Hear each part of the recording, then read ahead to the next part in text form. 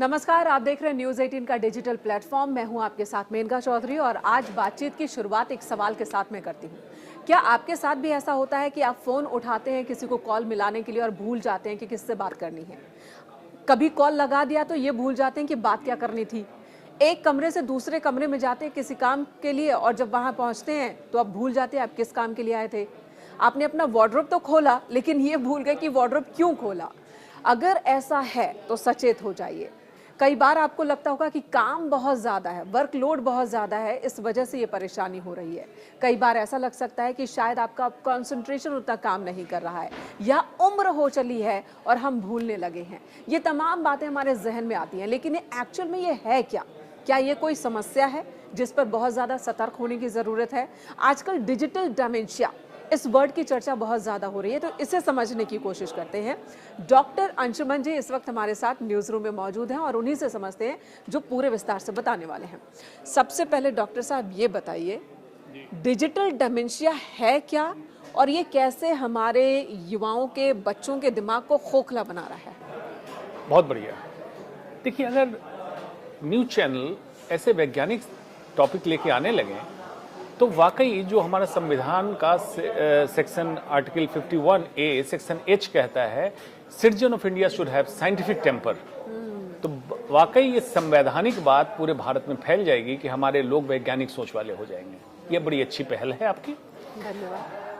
अब डिमेंशिया पहले समझे क्या है। आमतौर पे डिमेंशिया से लोग समझते हैं, डिमेंशिया की स्पेलिंग समझ लिए, DEMENTIA है, S और C नहीं है। डिमेंशिया भुलक्कड़पन, आमतौर पर बस इतना लोग समझते हैं भूल जाना, इज डिमेंशिया नहीं। एकाग्रता में कमी, बेचैनी, इनएबिलिटी टू थिंक, सोचने की क्षमता खत्म हो जाना और भुलक्कड़पन, अगर इन चारों का सम्मिश्रण हो जाए इसको डिमेंशिया कहते हैं। आमतौर पे डिमेंशिया ओल्ड एज, बुढ़ापे का लक्षण हुआ करता था। आप सुनते होंगे कि नाना जी, दादाजी 90 साल के हो गए, भूल जाते हैं। अब तो उम्र हो गई, अब उम्र हो गई।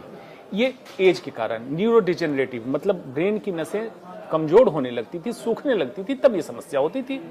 उसके बाद आया प्री सेनाइल डिमेंशिया, मतलब बूढ़े होने से पहले भुलक्कड़पन होना, अधेड़ उम्र, जिसको अल्जाइमर डिजीज का नाम दिया गया। चलिए जी, उसको भी कर लिया। उसमें कहा गया कि ब्लड वेसल की कमी हो गई, जिसके कारण हार्ट अटैक, स्ट्रोक और डिमेंशिया भी हो रहा है। लेकिन उसमें शुगर एक मेजर रिसर्च में आ रहा है, शुगर बहुत बड़ा कारण है उस डिमेंशिया का, प्री सेनाइल का, जो 40-45 की उम्र, 40-45 की। चीनी की मात्रा जो ज्यादा करते हैं, मोटापा ज्यादा हो गया उनमें। अब आते हैं digital dementia. Digital word signifies, मतलब कुछ रिलेटेड टू डिजिटल वर्ल्ड, मतलब आपके मोबाइल कंप्यूटर से रिलेटेड है और साथ में ये समस्या चारों, भुलक्कड़पन, एकाग्रता की कमी, इनएबिलिटी टू थिंक, और ये सब होने लगा। ये हुआ क्यों?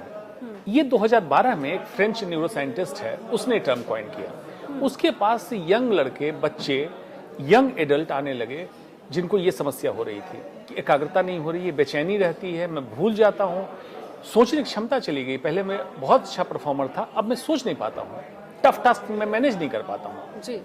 तब उसने सोचा कि ऐसा क्या है। MRI स्पेक्ट्रोस्कोपी होती है ब्रेन की, देखा सब नॉर्मल है, एज नहीं है इसकी, ब्लड वेसल्स नॉर्मल है।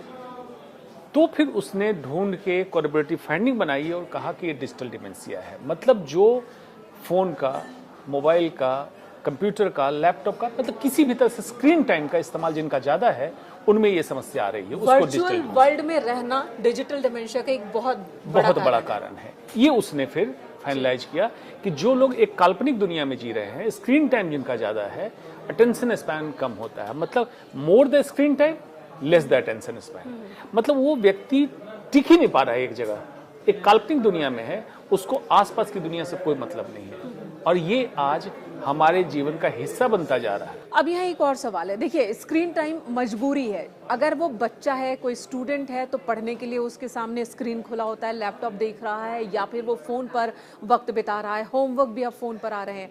अगर बड़े हैं, ऑफिस जाते हैं, तो वहाँ पर काम करना होता है। तो ये बताइए, क्या अगर हम जो कंटेंट देखते हैं वो भी मैटर करता है, या काम की भी चीज़ अगर हम लैपटॉप पर देख रहे हैं उसकी वजह से भी डिजिटल डिमेंशिया हो सकती है? क्योंकि हम तो काम कर रहे हैं, हमें लग रहा है हम तो काम कर रहे हैं। आपकी सोच को तो मैं सल्यूट करूं। क्योंकि इतना इन डेप्थ सवाल बहुत कम लोग मुझसे पूछते हैं। क्या हर स्क्रीन टाइम हमारे ब्रेन के लिए खतरनाक है? आंसर इज नो, जो आपने पूछा। इसको डिवाइड हम करते हैं passive screen scrolling, active passive screen scrolling. इसका क्या मतलब? पैसिव स्क्रीन स्क्रॉलिंग, जिसको हम कहते हैं हेडोनिस्टिक स्क्रीन स्क्रॉलिंग। हेडोनिज्म का मतलब सुखवाद, मतलब पर्पस कुछ नहीं है, आप सबकॉन्शियस माइंड से ज़ॉम्बी स्क्रॉलिंग कर रहे हैं। अब देखिए, ये एक रिसर्च आई न्यूयॉर्क की, जिसने दिखाया कि एक महीने में एक इंसान ऑन एन एवरेज 12 किलोमीटर अंगूठे से स्क्रॉल करता है। 12 किलोमीटर। 12 किलोमीटर। आज इंसान 12 किलोमीटर पूरे महीने में पैदल नहीं चल रहा है, नहीं चल, लेकिन लेकिन अंगूठे से मोबाइल को स्क्रॉल कर रहा है 12 किलोमीटर। तो ये पैसिव स्क्रॉलिंग, हेडोनिस्टिक जिसको कहते हैं, ब्रेन में एक तत्व रिलीज होता है डोपामिन। वो डोपामिन आपको कहता है मोर। अब आप गुम हो गए सोशल मीडिया को स्क्रॉल करते हो, ये पैसिव स्क्रॉलिंग हुई। एक्टिव स्क्रॉलिंग आपका टास्क है, एक्सेल शीट है, कंटेंट है, क्रिएटिविटी टाइप कर रहे हैं, या कोई ऐसा काम कर रहे हैं जैसे आपने कोई योग का, एक्सरसाइज का वीडियो लगा रखा है मोबाइल पे और आप एक्टिवली एक्सरसाइज कर रहे हैं। इसको कहते हैं एक्टिव पैसिव डिजिटल वर्ल्ड। इसका मतलब ये हुआ कि एक्टिवली आपका ब्रेन पूरे टाइम प्रोसेस कर रहा है चीजों को और नए टास्क के लिए कर रहा है।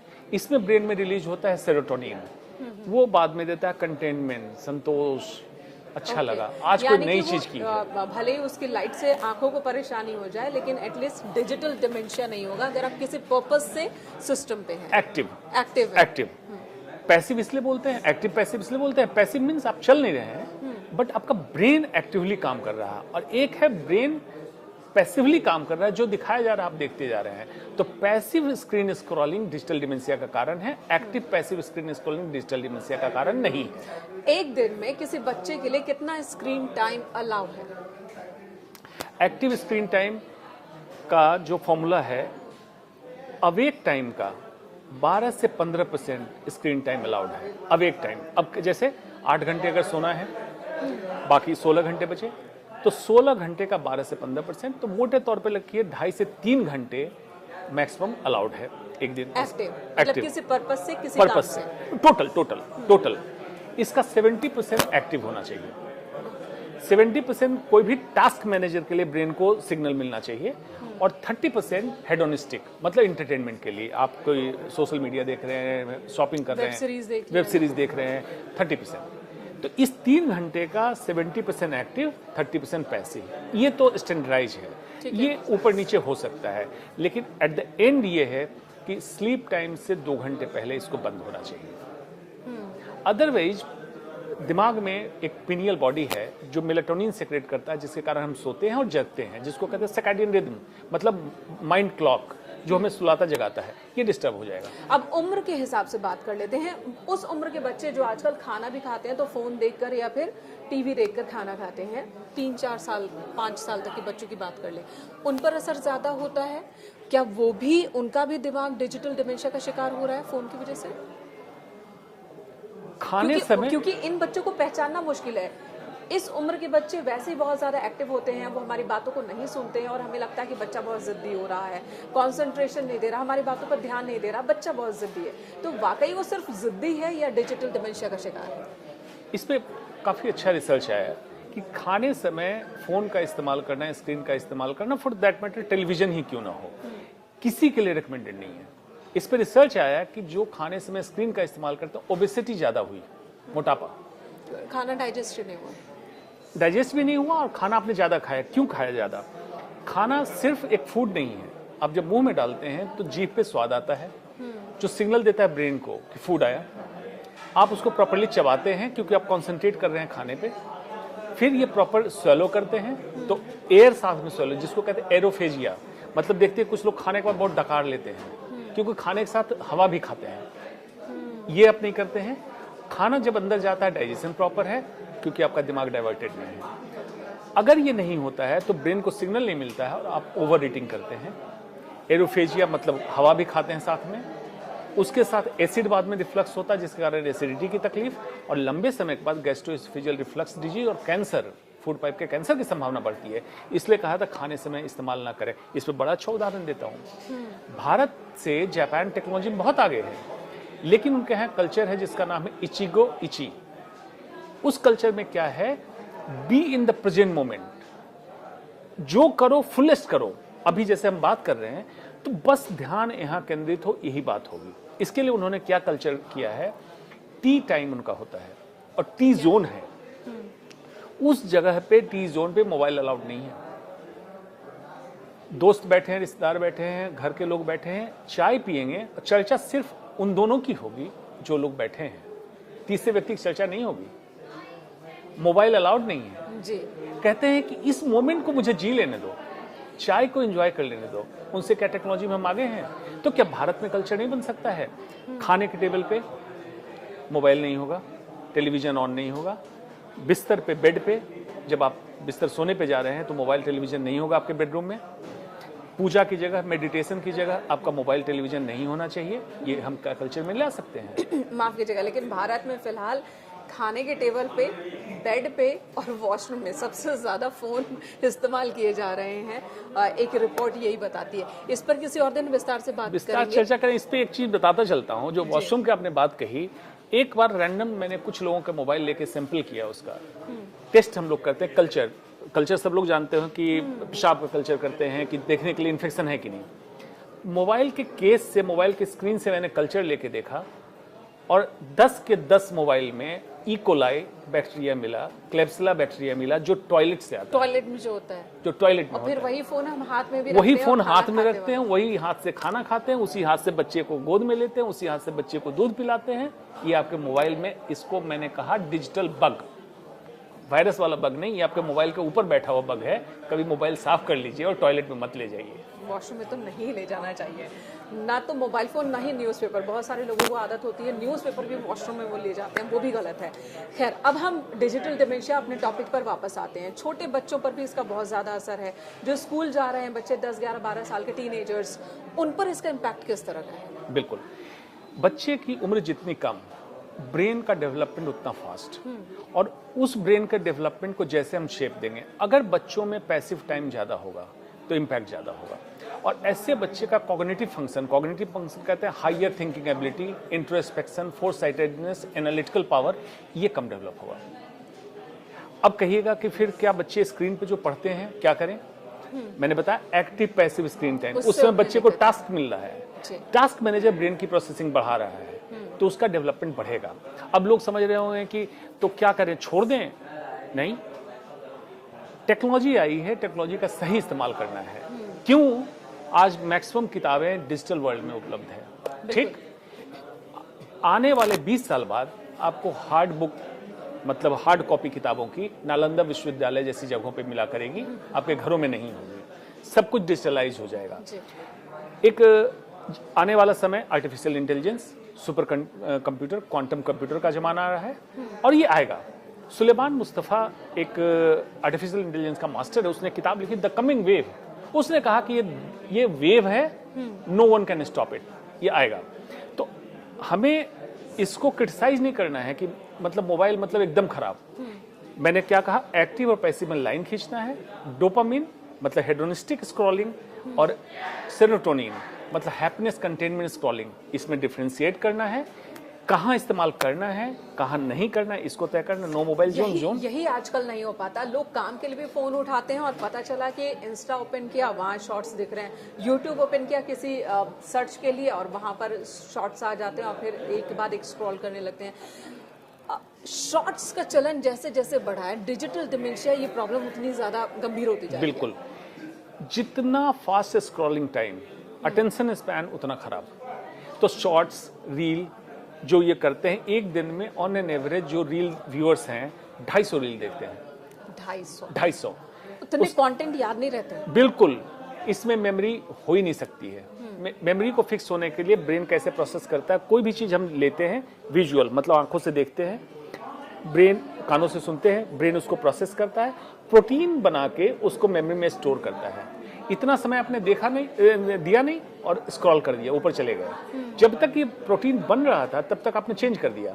अब ये क्या हुआ, बिजारे हो गया, एबनॉर्मल हो गया। जैसे आप देखते हैं कंप्यूटर कभी एबनॉर्मल हो जाता है, एबनॉर्मल बिहेवियर करता है, ब्रेन एबनॉर्मल बिहेवियर करता है। कंफ्यूज हो जाओ। कंफ्यूज होता है, कुछ मेमोरी यहाँ की, कुछ मेमोरी यहाँ की। अब आपको वियर्ड बिहेवियर आने लगा, कई चीज़ों का सम्मिश्रण आपने बनाया और रात में सपने में कुछ अब नॉर्मल चीज़ें आ रही हैं। आप जब बात कर रहे थे, अब नॉर्मल बातचीत कर रहे हैं, लोग कह रहे हैं हुआ क्या है तुमको, तुम नॉर्मल बातचीत नहीं करते हो।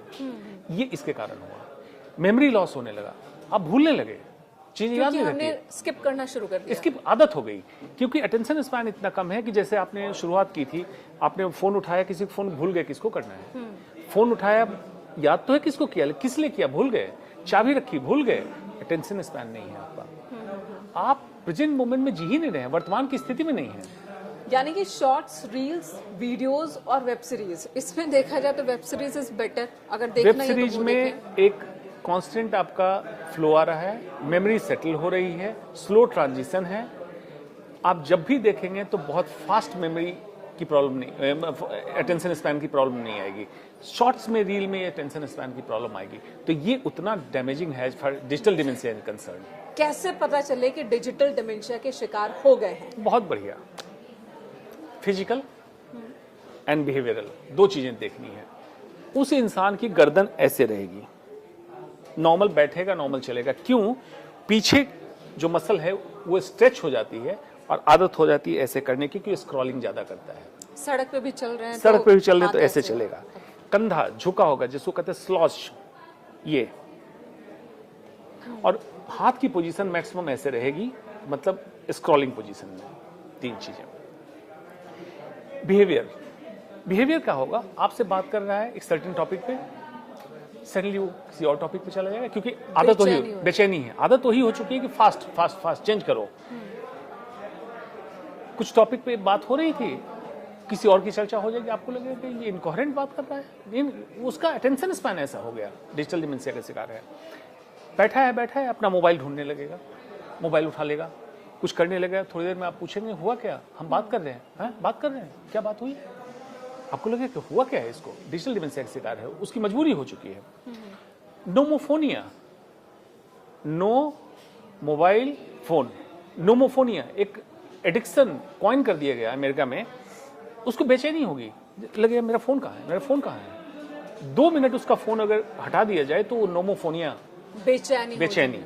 फैंटम रिंग, PHANTOM, फैंटम मतलब झूठा, फैंटम रिंग, उसको सुनाई देती है, मेरी घंटी बज रही है, मेरे फोन की घंटी बज रही है, फोन टटोलेगा, मेरे फोन कहाँ है, घंटी बज रही है, देखेगा घंटी नहीं बज रही है, झूठा रिंग। इसका शिकार हो चुका है, मतलब ये डिजिटल डिमेंशिया में जा चुका है इंसान। उसको लेकिन वापस ला सकते हैं कि ब्रेन को भी उतना डैमेज नहीं हुआ है कि वापस नहीं आ सकता। एक्चुअल डिमेंशिया नहीं है ये वापस आ सकता है। जरूरत है, ये हैबिचुअल है, हैबिट है, हैबिट के बाद एडिक्शन होता है, एडिक्शन के बाद एक्चुअल ब्रेन डैमेज होता है। तो इस हैबिट और एडिक्शन के स्टेज से हम इसको वापस ला सकते हैं ऐसे इंसान को, और ये नॉर्मल इंसान हो सकता है। सिर्फ उसको लाइन खींचनी है पैसिव और एक्टिव पैसिव स्क्रॉलिंग में। ध्यान से सुनिए, अगर आपको भी ये समस्या हो रही है कि फोन नहीं हाथ में रहने पर बेचैनी होने लगती है कि मेरा फोन कहाँ है, अगर लगे कि बार बार की कोई कॉल आ रही है या फिर समय देखना है या कहीं कोई मैसेज तो नहीं आया, इस बहाने से अलग अलग बहाना आप तलाश रहे हैं हाथ में फोन पकड़ने के लिए, जब आप किसी से बात कर रहे हैं तब भी आपको फोन की जरूरत महसूस हो रही है, तब भी आप स्क्रॉल कर रहे हैं, इसका मतलब कि आप हैबिचुअल से आगे एडिक्शन वाले लेवल पर पहुंच चुके हैं। इससे पहले कि डिजिटल डिमेंशिया की पूरी तरह से गिरफ्त में आ जाए, सचेत हो जाने की जरूरत है। और जो डॉक्टर साहब कह रहे हैं कि अगर फोन है भी तो कुछ काम का काम कीजिए, वरना उसे साइड रख दीजिए। बिल्कुल, एंटरटेनमेंट का मैंने बताया कि स्क्रीन टाइम का 30% आप हेडोनिस्टिक मतलब एंटरटेनमेंट के लिए इस्तेमाल कीजिए, 70% एक्टिव के लिए इस्तेमाल कीजिए। डिजिटल डिटॉक्स की जरूरत है। यस, मैं इसी टॉपिक पे आ रही थी। कई बार ऐसा लगता है कि हम बोर हो रहे हैं, चलो फोन पर कुछ देख लेते हैं, एंटरटेनमेंट हो जाएगा, लेकिन जब आधे 1 घंटे बाद फोन रखते हैं तो हम कहीं ज्यादा डिप्रेस्ड होते हैं। ये भी इसकी वजह से एग्जैक्टली डिप्रेशन एंजाइटी बहुत बड़ा कारण हो चुका है सोशल मीडिया। उसका रीजन ये है कि आप बोर हो रहे थे या शायद कुछ करने को नहीं था, तो कुछ न करने से अच्छा है फोन देख लो। आपने सोचा, चले गए सोशल मीडिया पे, किसी दोस्त ने डाला विजिटिंग टू स्वीडन, जो कहा जाता है कि दिखाया जाता है वो सारा झूठा है, क्योंकि वहां सब कुछ बनावटी दिखाया जा रहा है। वो सेलेक्ट करके दिखाया जा रहा है जो उसको मार्केट में पोर्ट्रे करना है, जो एक्चुअल है वो कोई नहीं दिखाना चाह रहा है। कोई नहीं दिखाना चाह रहा। फोटोज में फिल्टर वाले होते हैं। बिल्कुल, एग्जैक्टली फिल्टर वाले होते हैं। अच्छा, तो आप वहां गए, ये प्रोग्रेस देखा, किसी अपने जिनसे दोस्ती थी लड़ाई हो गई, अपने दोस्त को उनके साथ कहीं पार्टी करते देखा, आपको टेंशन। किसी के कपड़े देख लिए, उससे टेंशन, मतलब 50 टेंशन। आप जब लौटे उससे बाहर वर्चुअल वर्ल्ड से, तो आप और चिंतित हो गए, डिप्रेशन में चले गए, एंग्जाइटी होने लगी, क्या हो रहा है, आप बेचैन हो गए। बेचैनी में इंसान क्या करता है, अब यहीं से शुरुआत होती है आपके फिजिकल इलनेस की। Digital dementia, physical illness. बैठ के आप देख रहे हैं, आपको पता नहीं चल रहा है, मोबाइल उठा के देख रहे हैं, घंटों बीत गए। उस समय आप कुछ जूस भी पी रहे हैं, कोल्ड कॉफी भी पी रहे हैं, कुछ हेडोनिस्टिक ईटिंग भी कर रहे हैं, कुछ खा भी ले रहे हैं, मोटापे का कारण। अब आप मोटे भी हो रहे हैं, डिजिटल डिमेंशिया के भी शिकार हो रहे हैं। जब आप बाहर निकले, जब होश में आया 1.5 घंटे बाद कि मैं कर क्या रहा हूं इतनी देर से, तो आप डिप्रेशन में चले गए। डिप्रेशन में इंसान सबसे पहले मीठा खाता है, फ्रिज का दरवाजा खोला, चॉकलेट मिठाई जो भी सामने दिखा खा लिया, क्योंकि अब उसको डोपामिन का सर्ज चाहिए। डोपामिन कहता है मॉलिक्यूल ऑफ मूड। इस पे एक बड़ी अच्छी किताब है, डोपामिन डिटॉक्स, कि डोपामिन आप इतना सर्ज ले चुके थे, अब जैसे आप वर्चुअल वर्ल्ड से बाहर आए तो दिमाग कह रहा था और चाहिए। अब कह रहे मुझे वहां जाना नहीं, अब मैं नहीं दूं। तो आपने क्या किया, डोपामिन दूसरी जगह से लिया, मीठा खा के, वो भी डोपामिन देता है, शराब पी के डोपामिन देता है, चाय पी के डोपामिन, ये आपका सिगरेट डोपामिन, ये सारी चीजों में आप उलझ गए। अगेन फिजिकली देखिए कितनी बड़ी मकरजाल है। जो फोन, जो इंटरनेट, जिसे लेकर कहते हैं कि दुनिया मुट्ठी में, एक्चुअल में यही इंटरनेट और यही फोन, अगर इसका आप गलत तरह से इस्तेमाल कर रहे हैं तो ये आपको दुनिया से दूर ले जा रहा है। मेंटली आप दुनिया से कट रहे हैं, अपनों से कट रहे हैं, परिवार से कट रहे हैं और खुद से भी कट रहे हैं। अपना कंसंट्रेशन, अपनी संतुष्टि सब खो रहे हैं, और डिजिटल डिमेंशिया की यहीं से शुरुआत हो जाती है। अब जैसे अभी आप पॉडकास्ट सुन रहे हैं, ये आपका एक्टिव पैसिव है। आपके दिमाग को हमने झकझोर दिया है, ये एक्टिव पैसिव है। सोचने पर मजबूर किया है, ये पैसिव नहीं है। आप स्क्रॉल नहीं कर रहे हैं, आपको हमने रोका हुआ है, आप देख रहे हैं। इसी एक्टिव पैसिव में आप अगर जाएं तो डिजिटल डिमेंशिया से बचेंगे, ओबेसिटी से बचेंगे, कई बीमारियों से बचेंगे। आपको जरूरत है पैसिव स्क्रॉलिंग छोड़ने की, लाइन खींचने की जरूरत है कि कहां तक जरूरी है, कहां जरूरी नहीं है। डिजिटल डिमेंशिया अगर हो जाए, कोई इसका शिकार हुए, तो कैसे वापस आए? अगर हमारे घर में कोई ऐसा है जो परेशान है और फोन छोड़ नहीं पा रहा है, उसे कैसे वापस? क्या इसका मेडिकल कोई ट्रीटमेंट है या आध्यात्मिक? बिल्कुल। इसमें देखिए, पहले तो ये समझ लें, यहाँ तक दर्शकों ने सुना, अब ये सोच रहे होंगे तो क्या आज से फोन छोड़ दें? बिल्कुल नहीं छोड़ना है। टेक्नोलॉजी आएगी, टेक्नोलॉजी से हम बेहतर हो रहे हैं। अब पूछे क्या भविष्य जो बच्चों का है खराब हो चुका है? भविष्य हमसे बेहतर हो चुका है। क्यों? मैं जब मेडिकल स्टूडेंट था तो नेशनल मेडिकल लाइब्रेरी आना पड़ता था रेफरेंस निकालने के लिए, दिल्ली। आज बच्चे, आज अमेरिका में रिसर्च होता है, इंग्लैंड में रिसर्च होता है, भारत में इंस्टेंट उसी समय पढ़ते हैं। ये जो फासला था बड़े शहरों का, छोटे शहरों का, खत्म हो गया। आज कोई भी बच्चा कहीं बैठ के पढ़ सकता है। जरूरत है सिर्फ जागरूक होने की। कैसे जागरूक होने की जरूरत है, जो आपने सवाल पूछा। पहली बात, एक्सेप्ट करें कि आप इस पे एडिक्ट हो चुके हैं, नॉर्मल नहीं है। एक्सेप्ट करें, बुराई नहीं है, हो सकता है। आज शुरुआत करनी है। शुरुआत क्या करनी है? एक्सेप्ट करें, अपने टाइमलाइन को डिसाइड करें। हर फोन पे ऐप बेस्ड स्क्रीन टाइम की हिस्ट्री आती है। आप फिक्स करें कि कौन से ऐप को आप ज्यादा देखते हैं। फॉर एग्जांपल यूट्यूब, नेटफ्लिक्स, जो भी, सब पे फिक्स करें इतने मिनट से ज्यादा मुझे नहीं देखना है। वीकली रिपोर्ट आएगी आपकी, फोन पे अवेलेबल है, कि एक वीक में कितना आपने कम किया, पिछले हफ्ते से इस हफ्ते कितना कम किया, उसको रिड्यूस करें। जब भी आपको हेडोनिस्टिक स्क्रॉलिंग, जिसको ज़ॉम्बी स्क्रॉलिंग, मतलब बिहेडेड, दिमाग नहीं काम कर रहा है लेकिन आप स्क्रॉल कर रहे हैं, ज़ॉम्बी स्क्रॉलिंग का मन करे, सचेतन की अवस्था में आ जाना है, अलर्ट होना है, मोबाइल छोड़ना है, उठना है, वॉक करने लगना है। घर के अंदर ही थोड़ी चहलकदमी कीजिए, नींबू, अदरक, इस तरह की चीज लें। जो सार टेस्ट जब जीभ पे जाता है तो ब्रेन को डिफरेंट सिग्नल मिलता है, ब्रेन को अलर्ट करता है, एक्टिव करता है। चाय ना पिए, उसमें मीठी चीज, नींबू, अदरक, इस तरह की चीज जो पंजेंट हो, स्पार्कल करे, जो पंजेंट हो, सिट्रस हो, ये जीभ के ऊपर डालें। आपको इंस्टेंट लगेगा, हाँ मेरी इच्छा खत्म हो गई। उसमें क्या नहीं करना है, मीठी चाय नहीं पीनी है, सिगरेट नहीं पीनी है, उस समय शराब नहीं पीनी है, कोई और चैनल खोल के या फिल्म खोल के नहीं देखना है, मतलब किसी तरह स्क्रीन में नहीं उलझना है। 2-3 चीजें नहीं करनी है। क्या करना है मैंने बता दिया। ये करने के बाद आपने एक्सेप्ट कर लिया कि मुझे करना है। अब क्या करना है, अपनी आदतों में नई चीज़ों को डालें। नई चीज़ क्या हो सकती है? डिजिटल डिमेंशिया से निकलने में मेडिटेशन कितना उपयोगी है? बिल्कुल वहीं आ रहा हूँ। सुबह उठना शुरू करें, सर्कैडियन रिदम को फॉलो करें। रात को सोने से पहले मैंने कहा था screen time, screen of, blue light किसी भी तरह की, चाहे नाइट लैम्प हो, चाहे आपके पास एलेक्सा का बॉक्स हो, blue light of, wifi router of, वो आपके दिमाग को डिस्टर्ब करता है, सोने नहीं देता है। इसको करना है। सुबह जब जल्दी जगें, प्रकृति में टहलने जाएं, एक लौट के आए, सचेतन की अवस्था में बैठें, कुछ नहीं करना है, ऑब्जर्व करें। उस समय स्टार्टिंग के 14 डेज बड़ी बेचैनी होगी। 14 दिन में क्यों कहता हूँ, एक अच्छी किताब है एटॉमिक हैबिट, वो कहता है कि अगर कोई आदत आप 14 दिन कर लो तो आपकी आदत में शुमार हो जाता है। 14 दिन आप इसको करें, सचेतन की अवस्था में बैठें, थॉट्स आएंगे, आने दें, कुछ उससे लड़ने की जरूरत नहीं, उसमें थॉट्स ऐसे ऐसे आएंगे। उस समय मैं स्क्रॉल कर रहा था, ये दिखा था, सब आएगा, आने दो, वो जा रहा है, फ्लो होने दो, जा रहा है। उसके बाद आप आती जाती सांस पे फोकस करें। जैसे आप फोकस करेंगे तो आपको रियलाइज होने लगेगा धीरे धीरे कि आप उसके गिरफ्त में थे, अब आप निकलने लगे। जब निकल के बाहर आ जाएंगे तब आपको रियलाइज होगा कि जीवन के कितने घंटे या कितने महीने बर्बाद कर चुके थे और साथ में बीमार भी हो रहे थे। अब उससे निकलने की जरूरत है।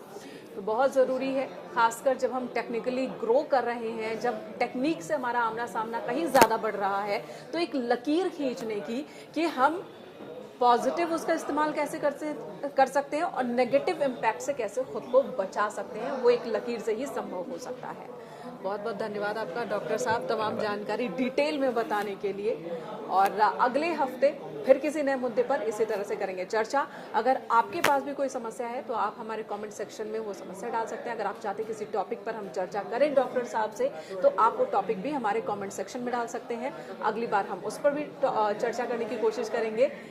इस वक्त बहुत बहुत धन्यवाद हमारी बातचीत को, चर्चा को सुनने के लिए।